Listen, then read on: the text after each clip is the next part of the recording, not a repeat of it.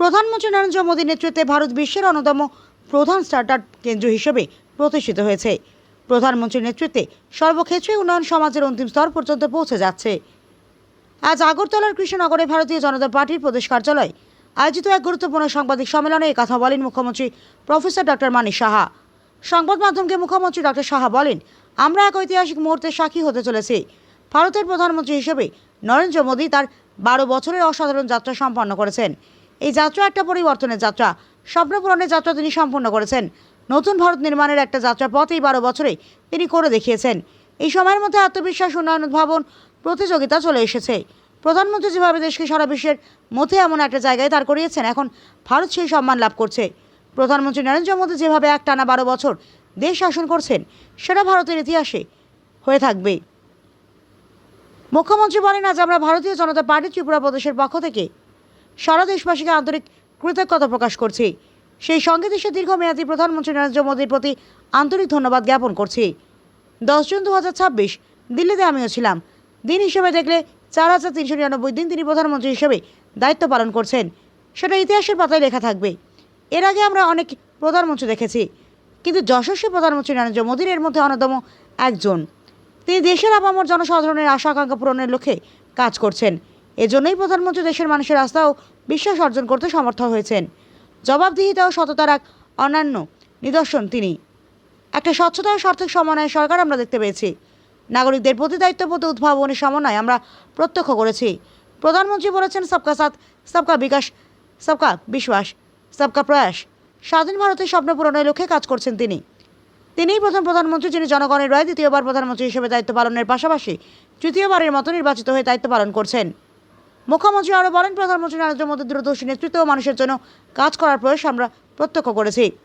2014 সালের মে মাসে প্রধানমন্ত্রী হিসেবে তিনি দায়িত্বভার গ্রহণ করেছেন।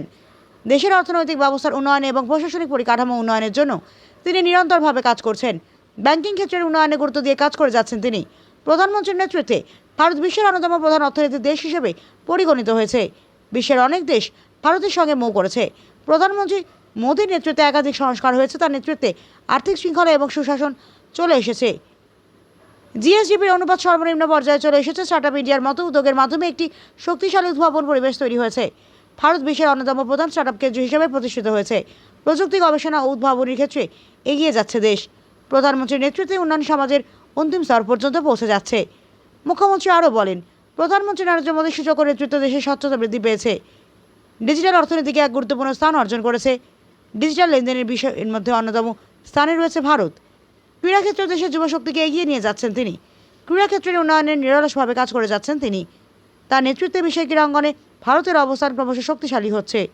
সাংবাদিক সম্মেলনে উপস্থিত ছিলেন ভারতীয় জনতা পার্টির প্রদেশ সভাপতি অভিষেক দেব রায়, সহসভাপতি তাপস ভট্টাচার্য সহ অন্যান্য নেতৃত্ব। সত্যি আমরা একটা ঐতিহাসিক যে মুহূর্ত তার সাক্ষী কিন্তু হতে চলছে আজকে আমরা।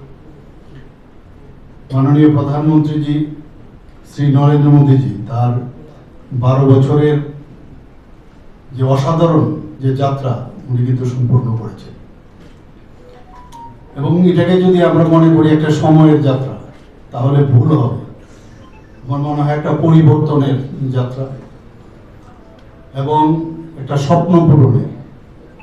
ভারতবাসী যে স্বপ্ন দেখত ভারতবর্ষকে নিয়ে, সেই স্বপ্ন পূরণের যাত্রা মাননীয় প্রধানমন্ত্রীজি সেটা পূরণ করেছেন। এবং নতুন ভারত যে নির্মাণে আমি বলবো একটা কাহিনী, এই 12 বছরে উনি সেটা করে দেখিয়েছেন।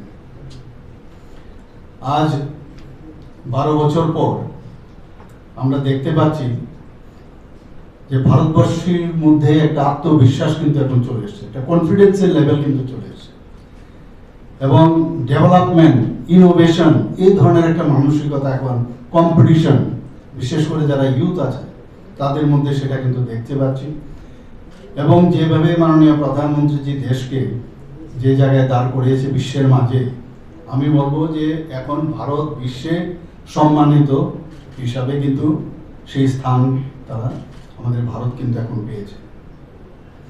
মাননীয় প্রধানমন্ত্রীজি টানা যে 12 বছর যে দায়িত্ব যে উনি পালন করেছেন, এটা কিন্তু ভারতের ইতিহাসে, একটু আগে আমাদের মাননীয় সভাপতি বলেছেন যে ভারতের ইতিহাসে সর্বাধিক দীর্ঘ সময় ধরে দায়িত্বে থাকা গণতান্ত্রিকভাবে কিন্তু নির্বাচিত প্রধানমন্ত্রী। একটা ইতিহাস, এর জন্য বললাম আমরা কিন্তু আজকে এই 12 বছর পরে আমরা একটা ঐতিহাসিক মুহূর্তের সাক্ষী হতে। ব্যুরো রিপোর্ট, হাল্লা বোল।